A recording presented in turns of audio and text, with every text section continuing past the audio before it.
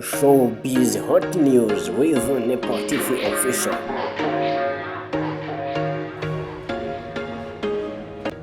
Ikintu nagira ngo nkubwire we Badrama nabibonye ko yes nonye kuba ikaze rero iyi ni Nepo TV Official, ikiganiro ni Showbiz Hot News, ikiganiro kiruka ku myidagaduro babwira ko iyi channel Nepo TV Official izajya inyuzwaho ibiganiro bibiri cy'imyidagaduro ndetse n'ikiganiro cya sport. Rero ngiye kugaruka ku makuru arimo aragenda aravugwa muri Showbiz, ngiye kugaruka kurimo biragenda bivugwa mu celebrities. Ngiye mwumva ni Mr. Wizi. Tugiye guhera ku nkuru iri kuvugwa ya J6 cyangwa se Kasuku, uyu mugabo wamenyerewe cyane, umugabo uzwi ku mbuga nkoranyambaga. Uyu mugabo rero J6 avuga ko yaje gutegwa n'abagabo batatu iwe bakaza kumukubita bakamugira intere. Uyu mugabo utuye muri leta zunze ubumwe za Amerika, muri leta ya Arizona. Uyu mugabo rero wamenyerewe cyane, ni amakuru yatangaje kuri uyu munsi mu rukerero ubwo yaje kuvuga ko abagabo barenga batatu bamuteye bakamukubita bakenda kumugira intere. Ni nkuru yanditse n'igihe ndetse nawe ubwe yabyitangarije, ndetse n'inkuru irimo iragenda ivugwa henshi ku mbuga nkoranyambaga. Rero kuri iyi nkuru tugiye kumenya ese ni bande bamuteye, n'indi iri gukekwa ko hano harimo haravugwa ko Badrama yaba abiri inyuma. Ese bimeze bite iby'iyi nkuru? Kanze gatoya tubive imuzi n'umuzingo. Ndaza guca ku nkuru ya Diamond Platnumz uvuga ko agiye gutaramira i Kigali. Diamond Platnumz umugabo w'icyamamare cyane wamenyekanye mu njyana ya Bongo Flava. Diamond Platnumz rero yateguje igitaramo kizabera i Kigali. Ese kizaba ryari? Igitaramo ni igitaramo cyitwa Little Tour, ni ibitaramo avuga ko bizazenguruka isi. Rero akavuga ko hari igitaramo karahabutaka kizabera i Kigali. Ndetse Diamond Platnumz tukimuvugaho rero agiye no kuzahura na The Ben muri Kampala. The Ben na Diamond afitanye indirimbo yitwa Y, indirimbo imaze kurebwa n'abarenga miliyoni 28. Rero The Ben akaba yateguje ko agiye guhurira na Diamond mu gitaramo kizabera i Kampala. Ni ibitaramo bitegurwa n'uwo bita Alex Muhangi. Rero mu by'ibi bitaramo tugiye kubigarukaho, ndetse na byinshi birimo biragenda biravugwa muri Showbiz. Mbahaye ikaze muri ubu buryo. Showbiz Hot News with Nepo TV Official. Giye guca ku ruhande. Nimero ya mbere waruzi wanjye mu rugo n'umuntu bita Badrama. We yarahazi mu rugo, n'umuntu twagendanye, n'umuntu twasangiriye hano mu rugo, n'umuntu twakoranye ibintu byinshi cyane hano mu rugo. We yarahazi. So ikintu nagira ngo nkubwire we Badrama nabibonye ko ikiganiro Isimbi yanditse cyangwa se inkuru Isimbi yanditse hari amagambo waje na ukavuga ngo ubiri inyuma ni Badrama, ngo wabyanditse ni intero wanditse vuga ngo ubiri inyuma ni Badrama. It's okay bose nta kibazo pe, yewe ndumwe mu bantu bemera iyo unyemeje ndemera. Mwankubise kabisa pe, mwankubise. Ako ndabizi neza ko umwe muri mwebwe namwe azumva shock y'akantu namuteretsemo pe. Ndabyemera, mwabikoze cyane, muri abahannyi. Komeza wigambe. Ntago narinzi ko niri ku rugo rwego. Singiye kuvugira wenda ngo ndavugira aha ngaha iki, ariko I know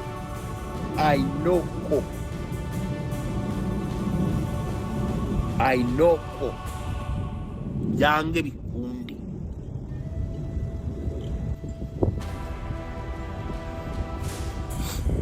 Ya ntago muzaduca intege, ubu rero nibwo mugiye kubona witwa J6 wa mipango, icyogere mu nkuba byahamye nyirubwite. Ubu nibwo mugiye kumbona sasa.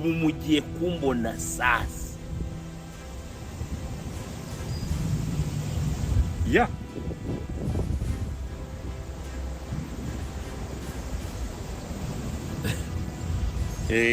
ubu mugiye kumbona, ibyo mbabwira niko kuri. Nta kubeshya kurimo, ubu nibwo mugiye kumbona. Yes, nkuko mubyumva rero ni bimwe muri birimo biragenda bivugwa ku binyamakuru bitandukanye ndetse no ku mbuga nkoranyambaga iby'uyu mugabo Jessica cyangwa se uzwi nka Kasuku, abantu mwinshi mwaramumenye. Umugabo wagiye amenyekana cyane cyane ku guhangana gukomeye ku mbuga nkoranyambaga atukana cyane. Rero umugabo udasiba kuvugwa ku mbuga nkoranyambaga ni umugabo rero utuye muri Leta Zunze Ubumwe za Amerika, uretse ko ajyaza akaba no mu Rwanda. Uyu mugabo rero ukunda gutuka cyane abantu bavuga nabi u Rwanda. Uyu mugabo ku munsi w'ejo yatangaje ko hari abantu bamuteye muri iyi minsi. Ku munsi w'ejo habanje bakamutera bamusanziwe bakamukubita. Avuga ko rero ari abantu batangiye bamuhamagara kuri telefoni bamubwira ko yaza bagahura bagasangira agacupa, ariko we abanza kubyanga. Nyuma rero baje kumubwira ko bashaka kumusura, ndetse ni byinshi yagiye atangaza, muraza kujya mubyumva.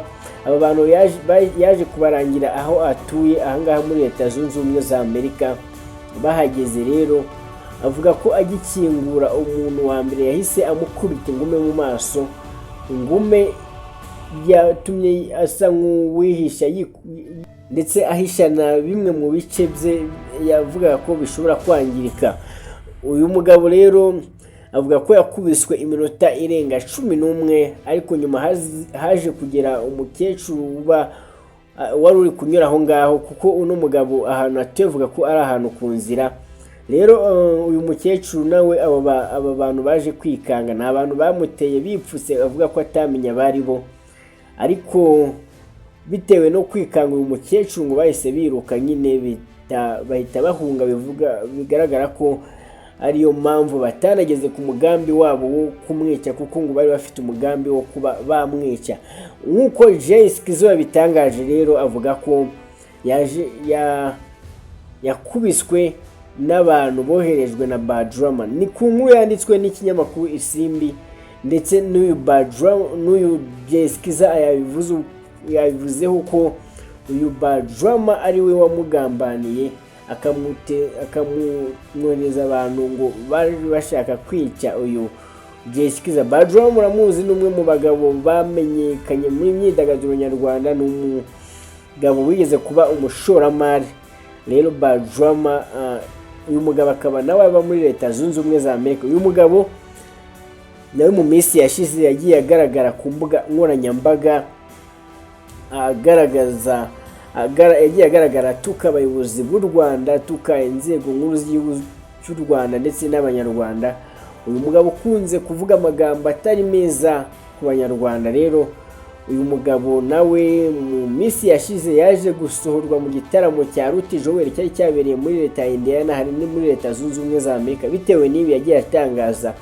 Rero uyu mugabo ngo niwe waje kwigamba iby'iki gitero cyangwa iby'aba bantu bateye kwa Kasuku bagashaka kumwica. Uyu Badrama we yaje kuvuga ko ari we wari ubiri inyuma, ni ku magambo ngo yashyize ku rubuga rwa Instagram. Rero Jessica nawe akavuga ngo agomba kwihorera n'ibindi bitandukanye yagiye avuga. Rero murumva ibirimo bivugwa kuri Jessica, Imana yamukingiye akaboko.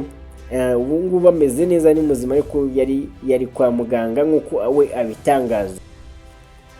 Mu yandi makuru turashaka inkuru iri kuvugwa yuko Diamond umuhanzi w'icyamamare, umuhanzi mpuzamahanga, uyu muhanzi ukomoka muri Tanzania wamenyekanye mu njyana ya Bongo Flava. Uyu muhanzi afite indirimbo ebyiri nshyashya. Hari indirimbo yitwa Happy, imwe mu ndirimbo ziri gukundwa cyane, ndetse n'iyindi yafatanyije na Juma Jux, indirimbo yitwa Joy.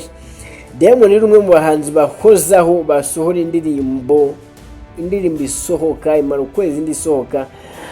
Ni izi ndirimbo ebyiri yazisohoye nyuma y'uko yari amaze gusohora n'indi ndirimbo, hari hanze indi ndirimbo yafatanyije na Bruce Melody ndetse na Joy Brown uturuka mu gihugu cya Nigeria, indirimbo yiswe Pom Pom. Rero Diamond yatangaje ko agiye gukora ibitaramo bizenguruka isi, ni ibitaramo yise Retro Tour. Ni ibitaramo rero Diamond yavuze ko mu kwezi kwa 8 azataramira i Kigali. Diamond ni umwe mu bagabo mu bahanzi bakunzwe cyane muri East Africa, mu banyarwanda baramukunda cyane, umwe mu babyinnyi ndetse n'abahanzi bafite amahit and hit.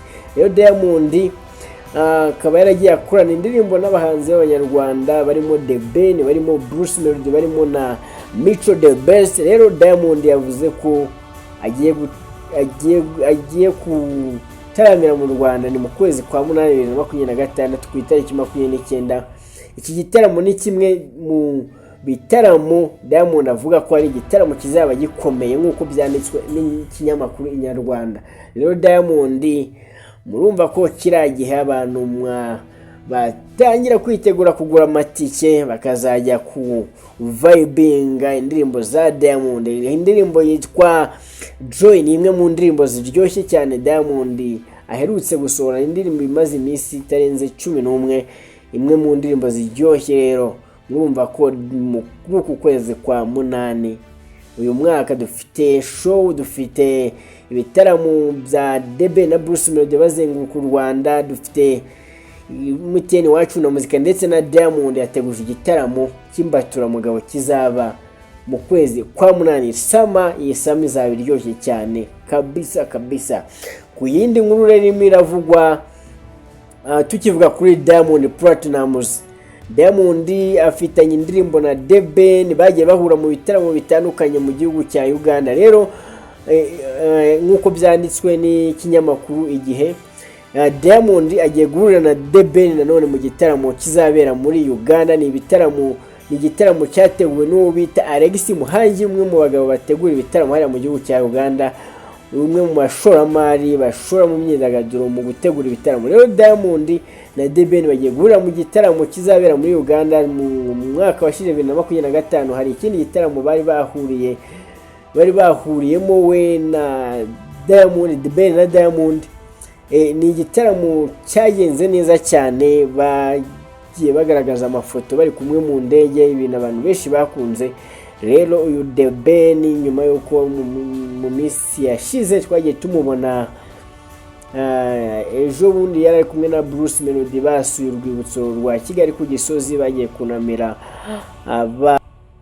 abatutsi bazize jenoside mu mwaka w'1994.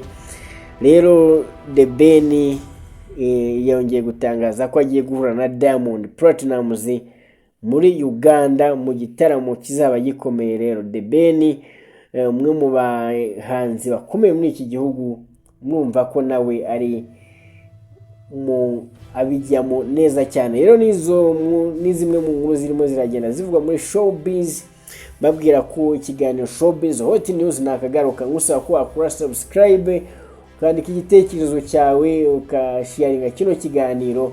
Iyi ni Nepo TV official. Rero tuzajya tubanyuzaho amakuru arimo aragenda avuga mu myidagaduro, tubahereza sport updates, amakuru yo muri siporo ndetse na documentaire zivuga ku byamamare bitandukanye, every celebrities. Ndahari nitwa Mr. Wizi. Ciao.